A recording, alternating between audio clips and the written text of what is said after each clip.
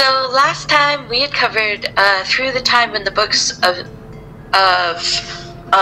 Samuel and Kings, which contained the stories of Saul and David and Solomon, were written, which is about the same time as when the books of the Torah, Genesis, Exodus, Leviticus, Numbers, and Deuteronomy would have been written. There are actually two different Torahs in the Jewish tradition, the written and the oral, but just for the purpose of this discussion, we're going to be talking about the written one. The oral one became what we know as the Talmud at a much later date. That's going to be something we'll talk about when we get to like around the 3rd century CE, so, as I'm trying to do this series roughly chronologically. The Torah was compiled at around the time of Cyrus the Great, circa 500 BCE. And as I'd mentioned in our series on homosexuality and the Abrahamic tradition, Cyrus had offered some measure of autonomy to religious groups that could coexist with his own Zoroastrian faith. So there was a great deal of political pressure for the Jewish texts to be codified and assembled, and in some cases just straight up invented by the political and priestly elites. If they wanted to maintain their power as elites and as social force, they needed to get their shit together in order to present to Cyrus. What were some of the other faiths that were able to coexist with Zoroastrianism, and were there any that were considered or other sects of Judaism or sects of any religion that were considered that they could not mix and were banned by the empire? That's a good question. In the books of Ezra and Nehemiah, they talk about some of their neighbors who probably became the Sumerians, and they speak about them in a very derogatory tone, which is maintained throughout the entire rest of the history. And these people had pretty much the same beliefs as the Judaism that existed at that time, except that they believed that the holy city was not Jerusalem. They believed that it was instead Samaria. I believe it's on the other side of the Jordan River.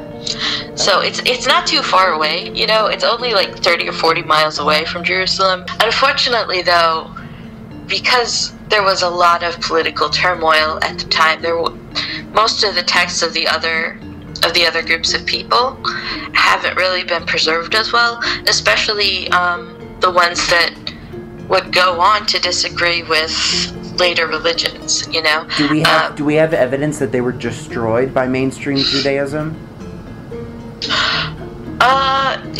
They wouldn't necessarily have been destroyed by mainstream Judaism. There was also, the Catholics came and took over. Yes. We know we're experts at destroying and erasing previous religious traditions. And then Islam also came and took over most of the region. And then Islam probably finished the job. There was a lot of destruction of texts. For sure. Was there a Sumerian version of the Torah? I believe that there is. I haven't read it personally, but I believe that there is one. So let's talk more about Cyrus and Judaism under Cyrus. Yeah, so the priestly class had held a lot of political power, and even today, the rabbi or the rabbinical council of any given area holds a great deal of authority over the lives of observant Jews in that area. The entire Maccabean revolt and kingdom was caused by what was essentially a religious dispute between two schools of thought, and one priestly clan killed and exiled another priestly clan over perceived heresy. So the various schools of Jewish thought were highly motivated to get together and create the Torah during the time of Cyrus, being almost goaded to it with the promise of political regional autonomy. Which is so intoxicating for any ideology, whether it's religious or political power. This is a theme that runs through human history, that we see that perhaps more than any other force changes and will dictate the changes that a certain tradition takes. Yeah, it really will. It's amazing how much power corrupts. And it's only really the true fundamentalists, like true fundamentalists, not like false fundamentalists, absolutely true fundamentalists who are not seeking political power, who are exclusively extremely religious, such as the Amish, it is truly only those communities that can really, when you're that fundamental, that you can resist that pressure. Within this context of Cyrus's promise of political autonomy, the authors or compilers of the books we have today started compiling and editing the books, and there's very little of evidence of any pieces of the Torah pre-existing this era, except the parts that are blatantly plagiarized from other local religious texts, especially the Epic of Gilgamesh. Like entire chunks of it are just lifted straight into the Torah. What books of the Torah did the Epic of Gilgamesh be figured into? The story of Noah is an often cited example. Okay. The story of Hagar and Sarah, as we're going to get into, is lifted from the Code of Hammurabi. Very yes. interesting. The and so only did they just other kind of change it to Semitic names and just throw it in there? Yeah, they did that a lot. The only part of the Torah that specifically uses the name of God and pre-exists this time is an amulet containing a benediction that we know today as the priestly benediction.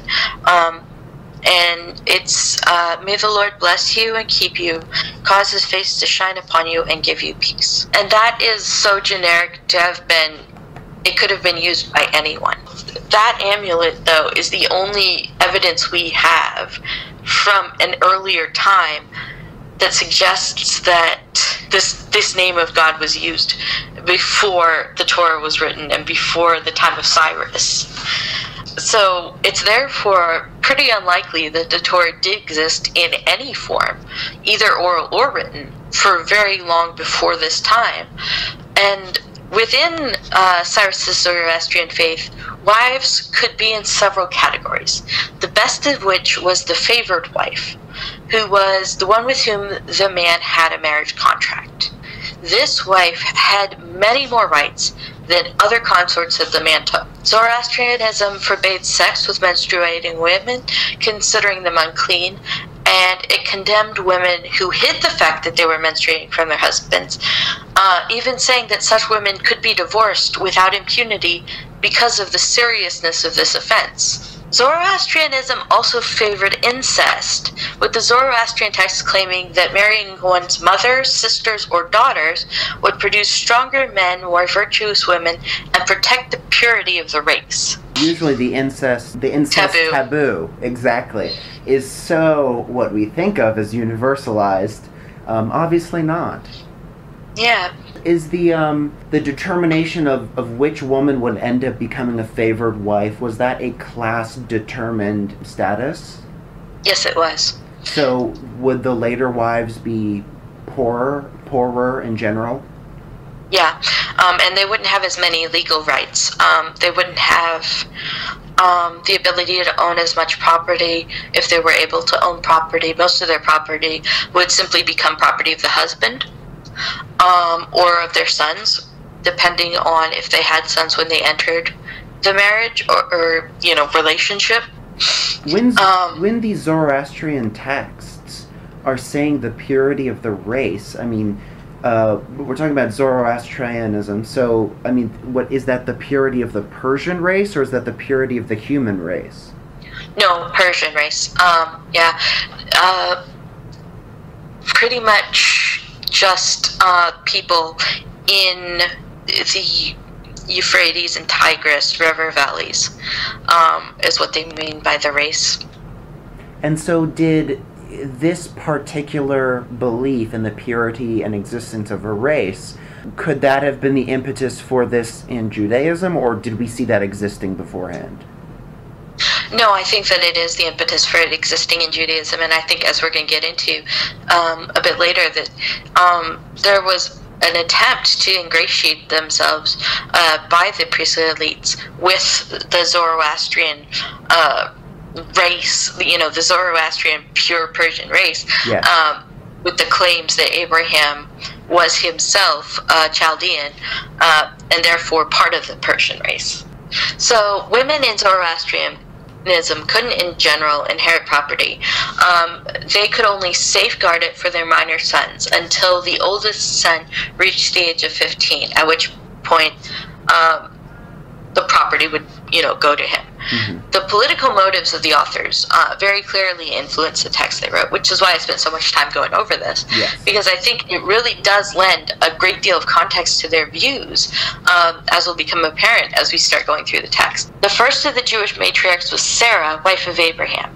She was the half-sister of Abraham by his father, according to Genesis 20, verse 12. So, as I mentioned earlier, this marriage within the family of your mother's sisters or daughters being particularly virtuous, he married his sister. Sarah did not have a child early in her life, and so she gave her slave Hagar to Abraham. This was done in accordance to the Code of Hammurabi, law number 146, which would allow a woman to give her slave to her husband if she did not want to or could not become pregnant. This kind of outsourcing of pregnancy wasn't uncommon among women of status, because childbirth was incredibly dangerous and maternal mortality was very high. So it wasn't at all uncommon for a woman to kind of have her slave have a child for her. A question about the incest relationship and how that was even encouraged in Zoroastrian Persian culture. I like to bring it back to the present day because these traditions, this is the reason we're talking about them, is because they have current day consequences as well, and that shapes the world that we all live in as we try to navigate, our gender and sex issues. How is the incestuous relationship between Abraham and Sarah dealt with by today's fundamentalists and biblical inerrants and more Orthodox Jews? I think the Jews tend to consider it, and it was okay for them, but not for us. And the way that they justify that is that the Torah had not been revealed at that point, and therefore Abraham was not himself a Jew. Although he was the father of the Jewish faith, he was not himself Jewish. He was instead Hebrew, or therefore nobody was Jewish until Moses, and so basically until Moses, all these people who are the ancestors of the Jews are not themselves Jewish, although they are believers in God. So that argument would be that it was the covenant with Moses and the Ten Commandments that initiated the Jewishness? Yes. Okay. And in that covenant, incest is forbidden, and therefore people before that covenant didn't have to obey it. Now, so what about the fundamentalist Christians, who obviously are not necessarily thinking this as Jewish law? They're thinking of this as God's law. Do you know how they present this to their parishes or churches, or how they contextualize this in 2016? Yeah, definitely. The most common apologetics that I've heard comes from the likes of Kent Hovind, and it says that the genetic diversity was so much greater that you could have sex with a close family member without the child becoming inbred, and that we have lost genetic information in the 6,000 years since. What is the evidence for that if the population has exploded so much since then? Well, it happens in the Bible. The Bible is good. Therefore, there must be a reason why it was okay. So that's kind of what it is. It's a kind of... it's an ex post facto. Who are we talking about next? Hagar, yes. Okay, good. So Hagar conceived and gave birth to Ishmael. And the text says that Hagar began to mock Sarah, or as the Code of Hammurabi puts it, she began to, quote, assume equality with the wife. Sarah was cruel to her, and Hagar ran away, but an angel appeared to her and told her to return to Sarah and comforted her with the promise that her son Ishmael would be the father of 12 princes. Ishmael was at birth the legal son of Sarah and would have been legally obligated to care for her after the death of Abraham. But then Sarah had a son of her own, Isaac, and disowned Ishmael. he was still the legal son of Abraham and was required to be freed with his mother from their slavery and given an inheritance when Abraham died, but he was not the legal son of Sarah anymore. Sarah was a woman of status and a wife, and therefore she had a lot of rights, but Hagar was a slave, and she didn't have these same rights, which is a theme that we'll see a lot in these stories, that some women have tons of rights, other women have no rights at all. And it's very much by class and also, to an extent, by race. The binding of Isaac then happened. Sarah died, according to Rashi, from the grief over the binding of Isaac. And Abraham decided to marry Isaac off, but didn't want him to marry a Canaanite woman. Abraham sent Eliezer of Damascus, according to tradition, to find a wife for Isaac in Mesopotamia, where Abraham was born. The servant found and Isaac married Rebekah, who was Abraham's brother's granddaughter. So again, incest. Again, incest, yes. And also, if she was from Mesopotamia, does that indicate that she was from the Persian race? Or no? Yes. Oh, okay. Yes, it does. So again, that's an additional status symbol.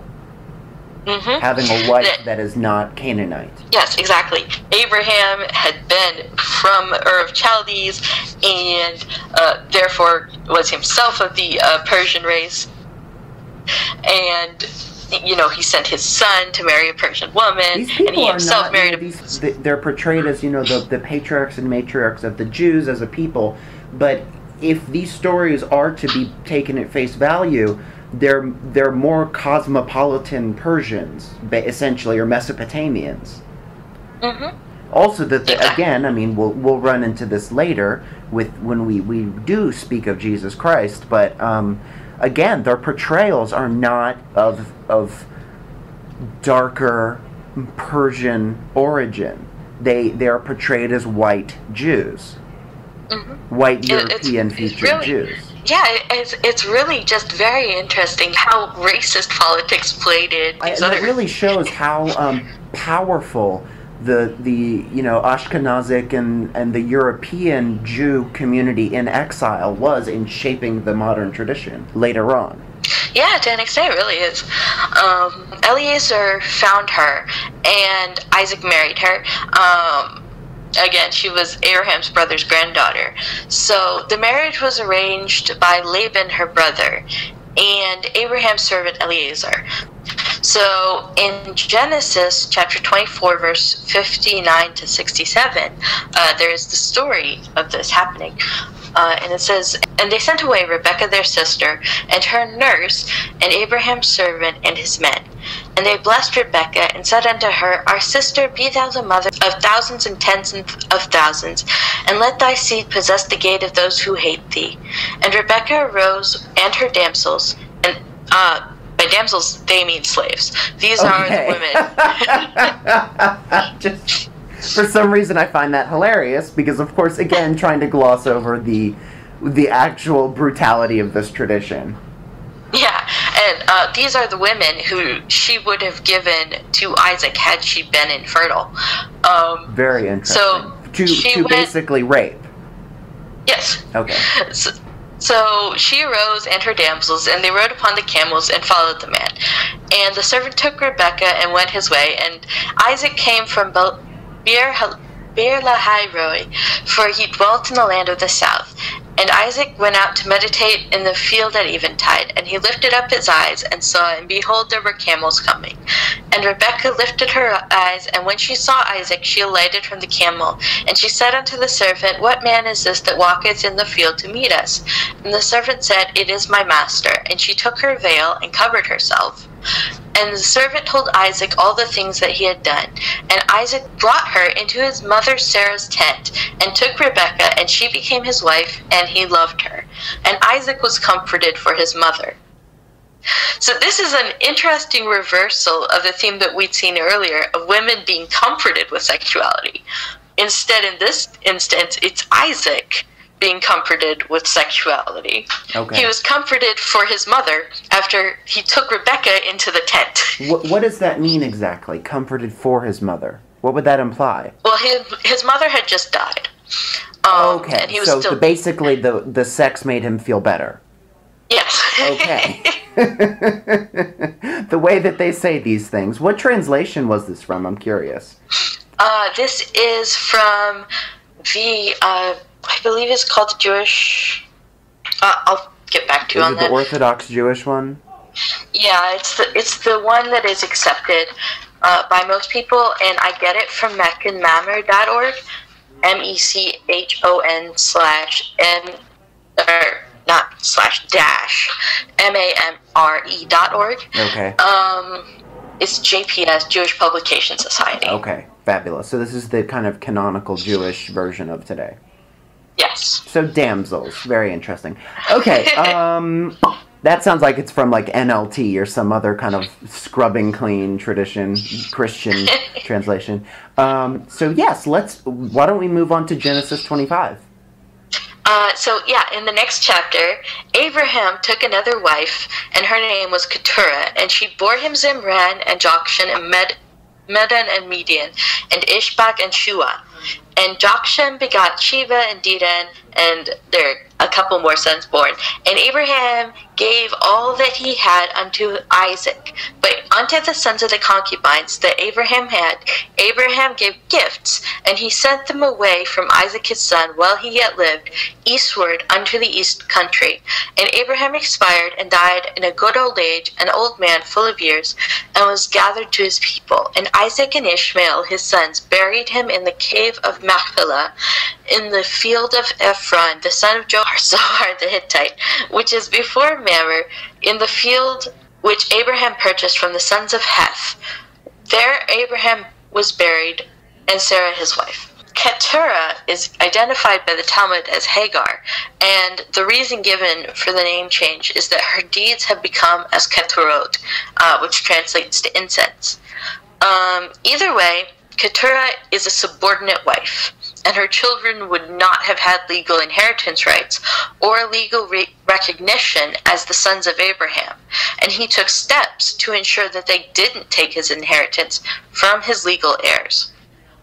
However, what isn't clear is whether or not Ishmael received an inheritance, which he might have been legally entitled to in addition to his freedom, as the oldest son. That is what is used to back up the Talmud's claim that Keturah is in fact Hagar. That Hagar and Ishmael had both been sent away by Sarah, and now suddenly Ishmael is back. But if you don't take the Talmud's claim, then what are the implications of that? Ishmael would have had to have come back from Arabia, which is where the Talmud says he was living, simply for the burial of Abraham, which is pretty far to go for a burial that would have happened in a couple of days. So basically, it's almost like the Talmudic authors needed to tie a bow upon something that really didn't make sense. Yeah. Okay. Because, okay. Well, I'm not surprised. Isaac and Rebekah had twin sons, Esau and Jacob. Esau was a hairy man and a hunter, and his name means red.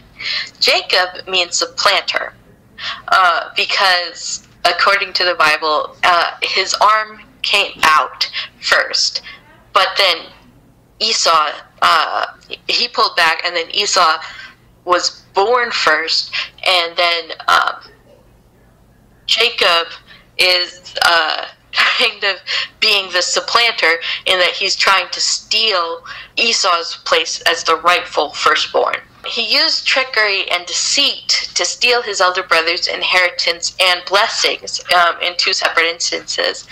And Jacob was Rebekah's favorite. And when Rebekah learned that Esau intended to kill Jacob for his treachery, she begged Isaac to send Jacob away, on the pretense that she hated Esau's Canaanite wives and would kill herself if Jacob married a Canaanite. The demonization of the Canaanites in this story and the previous one probably reflects both the political tensions between the 5th century BCE authors of the texts and the Canaanites, and also their desire to kind of suck up to the Mesopotamian Cyrus. As well as the racism that we've talked about. Yep. So Isaac does in fact send Jacob away, and he finds Laban, the brother of Rebekah, who is his mother, and marries Laban's 2 daughters, Rachel and Leah. He prefers Rachel, but Leah is sort of forced on him by Laban because she's older and has to get married first, but is apparently unable to be married off due to her weak eyes and being a bit of a butterface compared to Rachel. God says that Jacob favors Rachel, so he gives Leah 5 sons in quick succession. In a kind of battle of the wombs, Rachel says to Jacob, "Give me sons or I'll die." And Jacob says, "I'm not the one stopping you from having kids." So she gives him her slave Bilhah. Bilhah has 2 sons, but Leah, not to be outdone, gives him her slave Zilpah. Zilpah also has 2 sons. So Leah's son Reuben goes out for a walk and finds some mandrakes, which he brings home, and Rachel asks Leah for them because apparently they're linked to fertility as a kind of like aphrodisiac. Leah says, "You stole my husband and now you want my mandrakes?" So Rachel says, "Fine, he can sleep with you tonight if you give me the mandrakes." So Leah conceives and has a 6th son. Finally, Rachel conceives and has Joseph, the one with the technicolor coat, and later Benjamin, but she dies during childbirth with Benjamin. But within these stories, we definitely see an appeal to the Zoroastrian ideals, with incest being prioritized and an effort to ingratiate themselves with the Persians, to link the purity of the Jewish lineage to the Persian race. So the authors also put in a story about menstruation being unclean just for added measure. To give some context to that story, Jacob decided to return home because Laban was apparently losing money and blamed it on him. And Rachel and Leah said, "Well, we might as well go with you. Our dad burned through all the money that he would have been using to support us, so it's not like we're going to be able to take care of ourselves if we leave you." So on the way out, Rachel steals her dad's temple idols, or teraphim, because she was like, "Meh, I could use some more gold." So then Laban catches up with Jacob and demands his gods back. And Jacob responds, "With whomsoever thou findest thy gods, he shall not live. Before our brethren discern thou what is thine with me, and take it to thee." For Jacob knew not that Rachel had stolen them. And Laban went to Jacob's tent, and into Leah's tent, and into the tents of the 2 maidservants, but he found them not. And he went out of Leah's tent, and entered into Rachel's tent. Now Rachel had taken the teraphim, and put them in the saddle of the camel, and sat upon them. And Laban felt about all the tent, but found them not. And then she said to her father, "Let not my lord be angry that I cannot rise up before thee, for the manner of women is upon me." So she uses that as an excuse to hide her treachery. Yes. And he searched but found not the teraphim. Oh, Jesus. This is the original get out of gym class excuse. Yeah. So, there are 2 last women in the book of Genesis who I'd like to cover before we conclude this episode. Tamar and Dinah. Dinah was the daughter of Leah and Jacob. She went out on the town, as it were, with some Canaanite girls. A Canaanite city-state prince called Shechem finds her and sleeps with her. Whether or not this is consensual isn't very clear, although all of the action verbs in the verses are about his actions. He saw her, he took her, he lay with her, he loved her, he told his dad to go and get her for him as a wife. Her brothers, Levi and Simeon, are none too pleased about it. So Shechem offers to give as a dowry whatever demands they place on him. So Simeon and Levi say to him that all the men of the city must be circumcised because it's abhorrent to them to have their sister marry an uncircumcised man. All the men of his city agree for some reason. Mm-hmm. And while the men are recovering, they go kill them all and take all their wives and children as slaves. What was the issue here that caused the conflict? It's not clear to me. The implication here of at least some of these women of the town having been made sex slaves is one implication. Okay. Okay. The issue here doesn't seem to be that the rape of women is a horrific crime, or even that sex outside of marriage is a particularly vile crime. It seems to be a matter of who that woman is. Who she belongs to. Yeah. It seems like it's fine to abuse the Canaanite women, because they're slags after all, but the wholly untouchable Jewish or Mesopotamian women, that's a completely different story.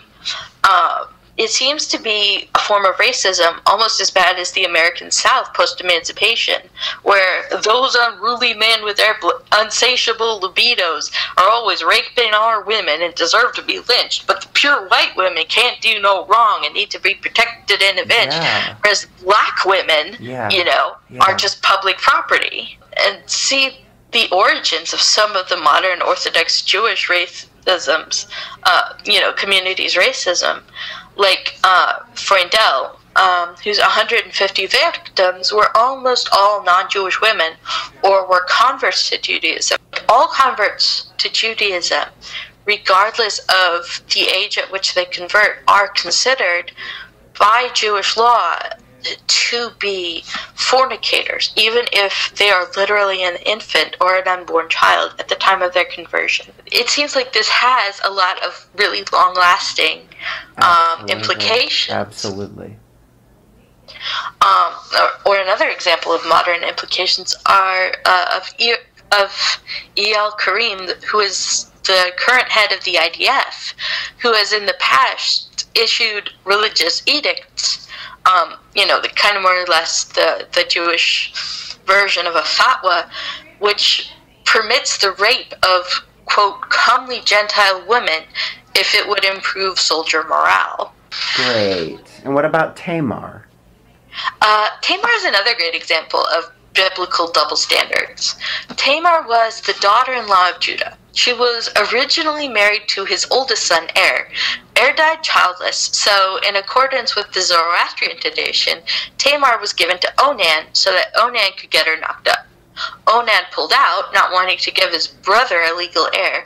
I hear a lot of people say that this verse is about pulling out being bad, or that it's a bad grasp on genetics because the child would not have belonged to Onan, it would have belonged to Er. But I'd argue that neither of those is the case. Onan was chosen because his genetics were closest to Er, and the child would have been the legal son of Er. Onan didn't want to give Tamar a son because that son would inherit all of Judah's stuff. So it's just about simple greed. Yeah, exactly. Onan was the person who would have inherited all of Judah's stuff if Tamar died childless.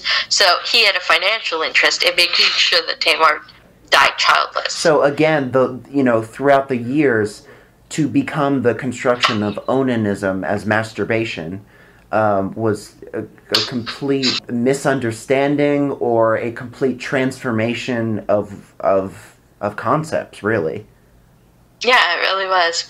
The context has kind of been lost in the context gets lost and it becomes something else completely, not even related to Onan of the Bible. Exactly. If that is, they're reading the Orthodox Bible, which invariably people who coined things like Onanism definitely are. Yeah. They're not reading the Gnostic Gospels. Yep. So continuing on. Yeah, at this point Judah said, well, Tamar's trouble, not giving her my last son. So he told her to go live as a widow in her father's house until his youngest was older. So after a few years, she saw that he wasn't going to give her his youngest son. But she didn't want to be childless, so she dressed as a shrine prostitute and got Judah to sleep with her in exchange for his signet ring and staff. Okay. Judah Judah finds out after a few months that she's, quote, played the whore and got knocked up, and thinks, cool, finally I can get rid of her, and orders her to be put to death. But she says, I think not, and brings out his signet ring. He says, well, I guess she's been more righteous than me. I was supposed to get her knocked up, but I refused to give her my son, so I guess we're square now. Judah is allowed to sleep with shrine prostitutes, but if his daughter-in-law is being a prostitute, that is unacceptable. Throughout the book of Genesis, women have rights that are equal to the rights that they would have in the political climate in which the book was written. They were expected to be married off by their fathers or brothers, and to a close family member if possible, to maintain the purity of their race. And only the favored wife or wives had true legal rights. Other women, including both slaves and non-Mesopotamian women in general, didn't have bodily autonomy or reproductive rights. Although the women in Genesis are portrayed as having lived 1,000 or so years prior to the actual authorship of the book, there isn't any real reason to believe that they did. And the book serves kind of as a piece of political propaganda to ingratiate the authors with the then current king. So using these people as a kind of timeless example of morality is questionable at best, because these stories were clearly written to push a political narrative in the time and place in which they were written. So now it's not only invalid because the states in question do not exist. Even the forms of government generally do not exist, except America's greatest ally, Saudi Arabia. But they're just archaic. I mean, it really involves some theological gymnastics. I mean, maybe to us it seems that way. To them, to fundamentalists, this really is the where you get timeless morality from. But once you add a context, or once you view the context, you can see that the context of that time is not the context, certainly not the context of, say, your white Protestant American in 2016. Yeah, and whether the intention of the authors was self-defense or it was deliberate deception, the effect is that it's promoting racism, double standards for men and women, removing the rights of some women to benefit others, linking a woman's value in life to their reproductive habits, and encouraging marriages based on political or social expediency rather than love, and holding some women to a far different standard of conduct. As well as endorsing, even perhaps glorifying incest. Yeah, and these are not like the timeless values that I think that our society would really stand for if they were to stop and think about it. But this is presented and read in the pulpit all around the country every Sunday. Very interesting. Another wonderful edition of this series, The Women and Property and Women in the Abrahamic Tradition. Sophia Mukamadova, where can people find more about your work and find your page and any other columns or audios that you have done? Yeah, you can find me on Twitter at BlueFingerbox. You can find me on YouTube at YouTube/user/fingerbox singular, and on Facebook. I have a Facebook, which is at S Mukhamadova, MUKHAMADOVA. Wonderful. Thank you so much for this contribution. I'm Jacob Music. You're most likely listening to this on my SoundCloud page or on Sophia's YouTube page. I have a YouTube page with my older content. It's all Jacob Music. My newer content is on SoundCloud. I have several different programs going on there, including a showcase of the best, latest music called Best New Music. I recently gave out the first annual Jacob Music Awards, which you can also listen to on my SoundCloud page. I have a blog called CultureConf. That's on Blogspot. And then I also have a Tumblr that showcases brutal photographs and brutalist architecture. So thank you very much again, Sophia. I look forward to our next edition as we continue to muckrake through the traditions of old. So I really appreciate your participation. This is being recorded when I am in the colonies, aka Puerto Rico. And I look forward to speaking to you this next time, okay? Yep. Every time I think it's like some dope boy got familiar. Record one them, number one.